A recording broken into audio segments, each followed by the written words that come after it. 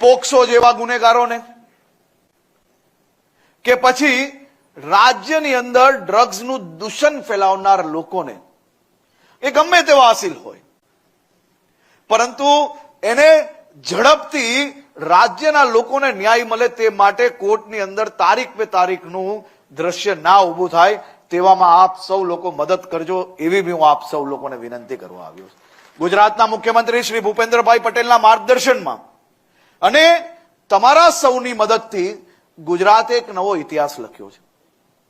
સુરત હોય, અમરેલી હોય, ભાવનગર હોય, અમદાવાદ હોય, ગાંધીનગર હોય, વડોદરા હોય, ભરૂચ હોય, પોક્સોના અનેક કેસોમાં 24 કલાકની અંદર ચાર્જશીટ કરવામાં સફળતા મળી અને 24 કલાકની અંદર ચાર્જશીટ કરેલી હોય તેમાં બી ગુનેગારોને આજીવન કેદમાં આપણે સજા અપાવવામાં સફળતા પ્રાપ્ત કરી.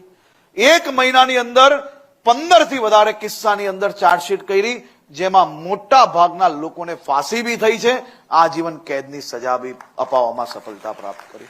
ખૂબ ટૂંકા ગાળાની અંદર આ સફળતાઓ પ્રાપ્ત થઈ, પરંતુ જો સમાજ જીવનની અંદર દીકરીઓને ન્યાય અપાવવામાં તમે સૌ લોકો બી જો મજબૂતાઈથી સંકલ્પ લઈને તમે તમારા હાસિલ માટે લડો, પરંતુ તારીખ પે તારીખના દ્રશ્યમાંથી બહાર કઈ રીતે આવી શકીએ તેમાં તમે ભલે બીજું કંઈ ના કરો, પરંતુ અમને માર્ગદર્શન આપજો. એ માર્ગદર્શન અને તમારા સૂચનો પર આપણે આ વ્યવસ્થાઓ વધુ સુધારવા માટે પ્રયત્નશીલ રહેશો.